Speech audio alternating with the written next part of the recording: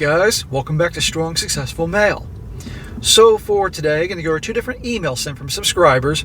The first story is from a young guy, well, young to me, late 20s, early 30s, definitely doing well for himself, who shares a cautionary tale what happens when you get involved with Tinderellas, as well as gold diggers and you flaunt your money and your wealth and success and what can happen there, particularly on the subject of baby trapping. And I don't need to say any more. Second story is you could call it a success/revenge story. A guy who has the last laugh against his ex-wife who is trying to milk him for everything it's worth. And he, by playing the long game and is very calculating, has a last laugh on her when she tries to get into his pension and retirement money. It's a good one there. I thought these would be good stories to share you. One story where a guy's definitely in a bad situation and he has to learn the hard way, and hopefully that can help some of you guys learn from his mistakes, and maybe we can help out in the comment section. And a second story to end the day on a Friday here, how a guy has the last laugh and you got to play the long game. And the overall theme about this whole thing, aside from the entertainment and the stories, is that look, there are those out there that will try to take you for everything it's worth, and you got to be careful and protect yourself. I can't stress that enough. So the first story, this guy says, hello SSM. I'd like to share a cautionary tale with you, and I think that your listeners could benefit from. It all started in 2019 when COVID emerged. Well, that was 2020. First off, I'm a longtime listener of the channel, and I use the information I learned from your channel to grow as a man, and I wanted to thank you for all your stories, smacks, and advice. My pleasure, brother. I'm just sorry that this is not a happy situation for you. So let's dive into it. My longtime girlfriend and I were quarantined during the event, and things between us were not going well. All the places we enjoyed visiting were closed, and she began to show her true colors. Specifically, I realized that she was the type of person who could trip on a rock and then blame me for her stumble. Women and accountability. It didn't matter how much therapy I paid for, how much good advice I shared, or how much love I gave this woman. She was just mad at the world all the time and was draining my soul away. Well, why in the hell were you wasting your time with her? Let alone your money paying for her therapy and all that. Seriously.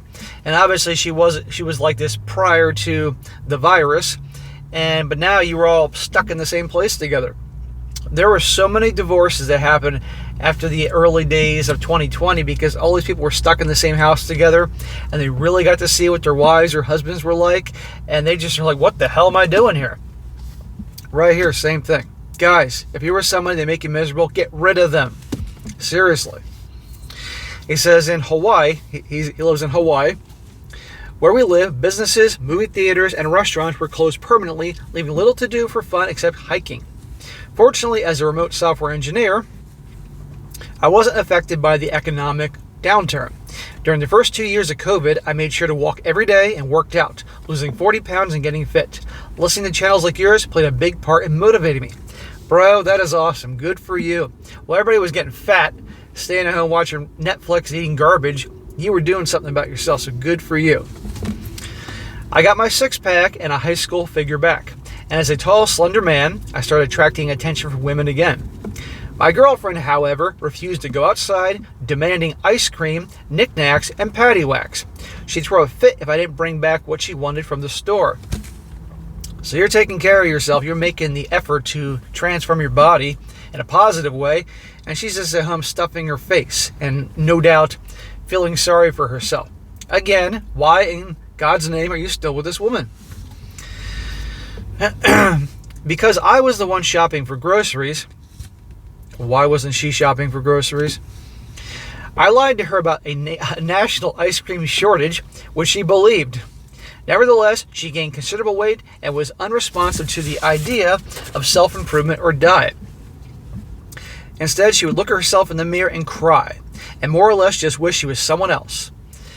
Welcome to reality. That's what most people are, by the way. Most people, instead of saying, I got a problem, I need to deal with it, let me figure out a way and take daily action to fix the problem, instead it's easier to sit on your ass, cry, feel sorry for yourself, blame everybody and everything for your problems, whatever that may be, instead of doing anything about it. That's what most people are like. And that is why most people are miserable. And I might add, that is why most people will dislike you guys are ones that are making efforts in transforming your lives. And if it hasn't happened yet, it will. I truly feel empathy for the woman and all others, but I already lost 8 years of my life to this sort of behavior, and I decided to look for other women to sleep with. I'm fine with that, but you got to break up with her and kick her out of the house. But let me guess, you're probably both on the rent, or well, if you own the house, then you can work things out. But then again, you're in Hawaii, so I don't know what the rules are and the laws of the land about, someone's lived with you for a certain period of time. I can't think of the fucking term here. You all know what I'm talking about here. Anyhow, eventually feeling sexually starved, I joined Tinder. Smack. Oh yeah, that's a great place to find great girls. And by the way, you're still with her. What the hell's the matter with you? Break up with her. Because now you're not making me feel bad for you as much, because even though she's an a-hole, you're still cheating on her. End it. My profile highlighted that I'm a well-to-do engineer with multiple businesses and properties living in Hawaii. In hindsight, this probably attracted gold diggers, but I went with it anyway. Oh yes, it did. I'm not all surprised that you got a lot of attention there, especially if you take care of yourself and you got money and wealth, or there's the perception that you do really well. Obviously you do well. Of course, they'll be coming out of the woodwork for you. After posting some attractive photos, I received over 70 matches in a single weekend. I narrowed it down to one woman and started an affair. Smack. Dude, you should have broken up with your girlfriend. And by the way, guys, notice this. He chose Tinder, obviously, so he can pick the type of gals that will sneak around. Excuse me. That he can sneak around with. It would have been better he broke up with his girlfriend and maybe chose a different place to connect with gals, as opposed to Tinder. So you get what you pay for. I should have broken up with my girlfriend first, but I was afraid of being alone. Smack, smack, smack. That's the dumbest thing you've said in this whole thing. Afraid of being alone? Guys, you can't watch my channel without understanding and hear me say, if you want to be where you want to be in life, you got to be okay being alone. Those guys out there that say they can't be alone, like this guy here, only invite bullshit into their lives, because they'll accept lousy girlfriends, lousy treatment like he has, as you all heard, because they're afraid of being alone. What's the problem being alone, dude? Seriously, you're never going to be able to be where you want to be in life if you can't be alone, because you'll force things, or you'll accept bullshit because you're feared of being alone. Big deal. Are you afraid of waking up in the middle of the night and somebody breaking in? Well, you can arm yourself, or many other things. Come on. You wasted 8 years of life with this asshole, this pregnant walrus-sized asshole, this ice cream consuming pregnant walrus-sized asshole, because you don't want to be alone. It's ridiculous. But it's your life. I met up with Miss Sneaky Link, his Tinderella, about once a month. The third time we met, I noticed her opening the bathroom door while I was showering. Then she closed it quickly. After showering, I couldn't find the used condom. A month later, she claimed to be pregnant, insisting it was mine. There you go. One could say this is your karma for cheating on your girlfriend, even though, she was an a-hole. This is why I say, guys, you always wear protection, you always provide your protection, and you dispose your protection. And I don't mean in the wastebasket that a girl can easily get a hold of, because, look, there are women out there that want to baby trap a guy. They want to baby trap him so they can benefit from his resources. And by you showcasing your wealth and success and all that on Tinder, these Tinderos are like, oh yeah, I'll get this motherfucker. And if this kid is indeed yours, she's going to get not just support for the child, but also, milk it for everything it's worth. Oh yes. Now, hopefully, because she's a Tinderella, there's other dudes in her rotation. This eventually led to my girlfriend breaking up with me, which was understandable. Well, at least you got rid of her. Now I'm facing unwanted fatherhood with a woman who I'm convinced stole my sperm. I've consulted several attorneys who don't think I have much of a case. I'm no lawyer, but I don't think you have much of a case either. I mean, really. And you're in Hawaii, and I'm sure they're going to be on the side of the girl. I'll keep you updated about the situation. But I want to emphasize that this can happen to anyone. My afterthoughts are that there should be more legal accountability for the gals that do this type of thing. I agree, but you're still screwed if this is your kid. After all, it's considered the R word if you impregnate a woman without her knowledge. It's bonkers to me that you can financially enslave a man for decades without his consent, and that the courts are more or less indifferent to our situation. What particularly sucks about the situation is that child support is a mandatory 23 years in Hawaii if the kid goes to college.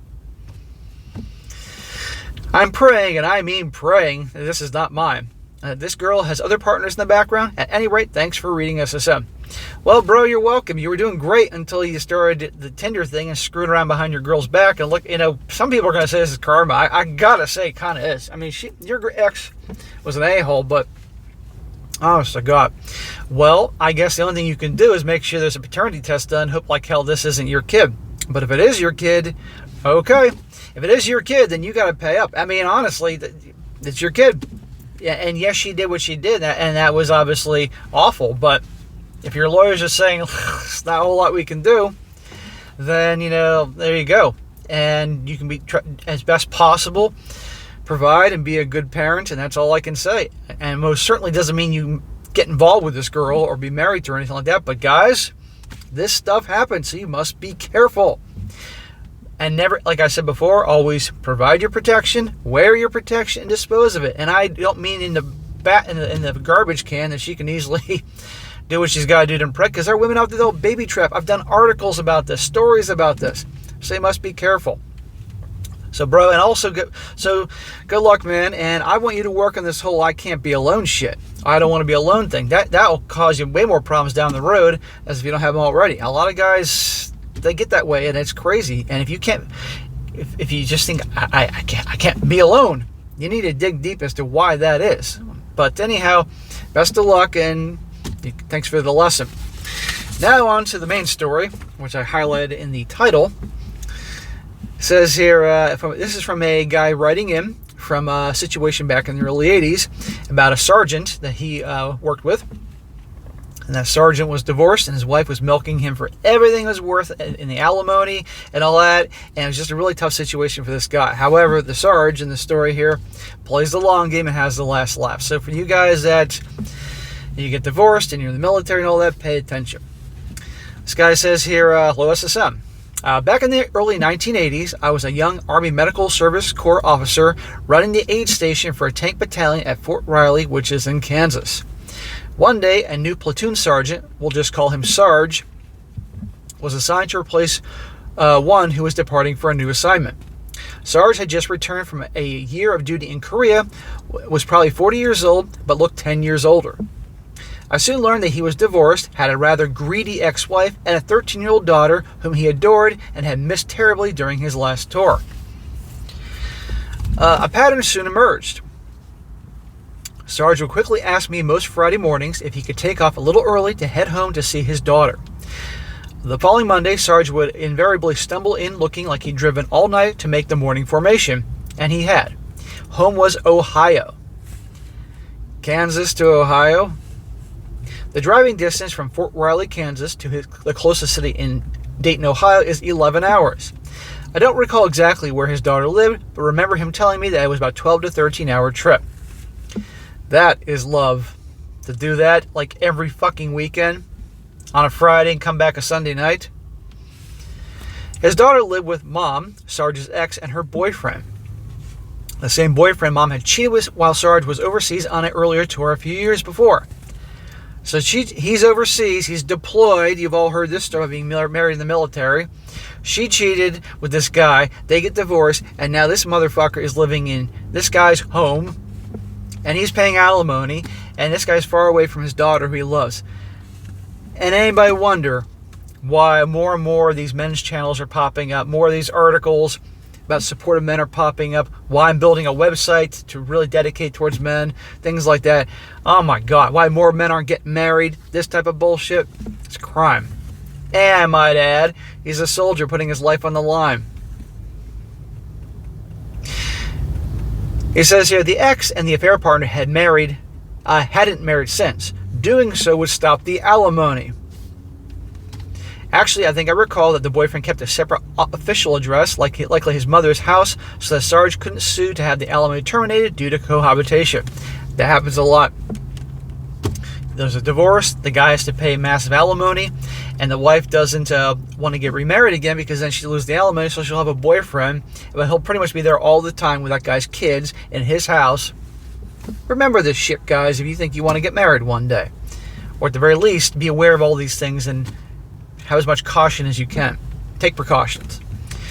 So nearly every weekend, Sarge drove over half a day to his old house, which he lost in the divorce, where he had to deal with his ex and her boyfriend's games in order to spend time with his daughter. To hear him tell it, his ex had retained a great lawyer and had raked him over the coals in the divorce and periodically in the years since. Nice. Yeah, and I'm sure that expensive attorney was paid for Sarge's money. After about 6 months of this, Sarge took a routine week's leave back in Ohio. When he returned, he told me that he was putting in his papers and would ETS, leave the Army in 30 days. I was stunned. Sarge went on to explain that he had gotten a good-paying job with NCR back home and found a reserve unit that he could join to eventually qualify for his pension. This guy says you're retiring from the reserves is completely different than retiring from active duty. Once you hit 20 years of service on active duty, you're immediately retirement eligible and collect your pension as soon as you leave the Army.